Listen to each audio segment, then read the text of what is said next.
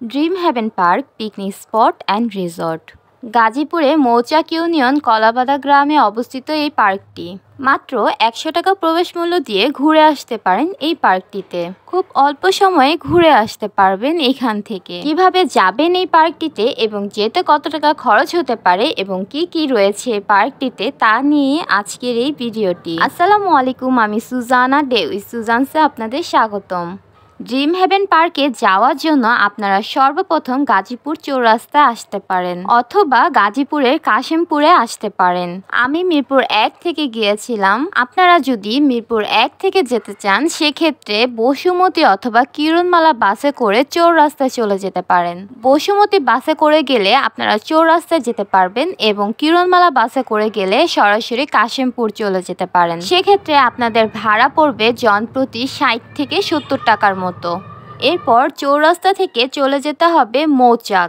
সেক্ষেত্রে ভাড়া পড়বে জনপ্রতি ৩০ থেকে ৪০ টাকা করে। এবং কাশিমপুর থেকে যদি মৌচাক যেতে চান সেক্ষেত্রেও জনপ্রতি ভাড়া পড়বে ৩০ টাকা করে। মৌচাক থেকে কলাবাদা ড্রিম হেভেন পার্ক বললেই সরাসরি পার্কটির সামনে নিয়ে আসবে। সেক্ষেত্রে অটো ভাড়া পড়বে ৫০ থেকে ৬০ টাকার মতো। এই অটোতে করেই আপনারা সরাসরি চলে যেতে পারবেন ড্রিম হেভেন পার্কটির সামনে। মৌচাক থেকে আপনাদের এই ড্রিম হেভেন পার্কটিতে আসতে আনুমানিক ১৫ থেকে ২০ মিনিট সময় লাগতে পারে। ড্রিম হেভেন পার্কটিতে যাওয়ার পথে এমন সুন্দর একটি রাস্তা আপনারা পেয়ে যাবেন। এই রাস্তাটি দেখতে দেখতে চলে যাবেন ড্রিম হেভেন পার্কটির ঠিক সামনে। এই পার্কটিতে প্রবেশ মূল্য ছিল জনপ্রতি ১০০ টাকা করে। প্রবেশ করতে এমন একটি রাস্তা আপনারা পেয়ে যাবেন। এই রাস্তা দিয়েই আপনারা সরাসরি চলে যেতে পারবেন পার্কটির ভেতরে। এই পার্কটিতে চারপাশে অনেক রকমের গাছ লাগানো ছিল। এরপর আমরা চলে যাই পার্কটির ভিতরে প্রবেশ করতেই আপনারা প্রথমে পেয়ে যাবেন এমন একটি ঝর্ণা। এই ঝর্ণাটি দেখতে বেশ চমৎকার লাগছিল। অনেকগুলো ডলফিন মাছ দিয়ে সাজানো ছিল এর চারপাশটি। এই ঝর্ণাটির ঠিক পাশেই ছিল এখানে একটি পিকনিক স্পট। আপনারা চাইলে এই পার্কটিতে পিকনিকের জন্য বুকিংও করতে পারেন। এরপর ছিল এখানে একটি ডাইনোসরের কারুকার্য। এই পুরো পার্কটির সৌন্দর্যই যেন এই কারুকার্যটি বহন করছিল। এই ডাইনোসরটি খুবই বড় ছিল। এই ডাইনোসরের উপর দিয়ে উঠে আপনারা এক পাশ থেকে অন্য পাশে চলে যেতে পারবেন। এই জিনিসটি সবচেয়ে বেশি ইন্টারেস্টিং লেগেছিল। এই জায়গাটি বাচ্চারা যেন বেশি এনজয় করতে পারবে। তাদের কাছে যেন মনে হবে নতুন এক ধরনের অভিজ্ঞতা।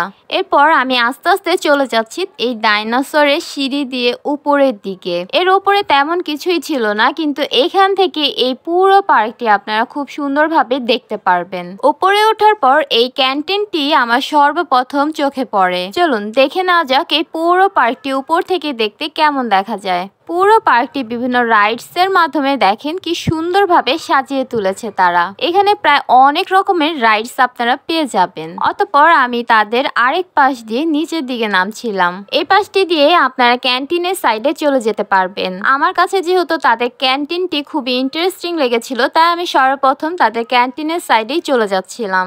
এরপর আমি চলে যাই তাদের ক্যান্টিনের সাইডে। তাদের এখানে ছোট্ট একটি দোকানের মতো পেয়ে যাবেন, বাট আপনারা এখানে লাঞ্চের কোনো ব্যবস্থা পাবেন না। এখানে শুধু স্ন্যাক জাতীয় খাবারই পেয়ে যাবেন। তাই আপনারা যারা দূর থেকে এখানে যাবেন তারা অবশ্যই কিছু না কিছু খাবার নিয়ে যাবেন।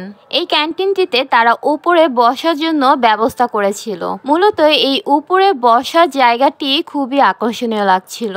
বিভিন্ন রকম ফুল দিয়ে এই উপরটি খুব সুন্দরভাবে ডেকোরেশন করেছিল, যা দেখতে খুব চমৎকার লাগছিল। আপনারা আসলে এখানে বেশ ছবি তুলতে পারবেন। আমি উপরে আসার পর দেখলাম এখানে বসার ব্যবস্থাটি এখন আর নেই। তারা এখন নিচে বসার জন্য ব্যবস্থা করেছে।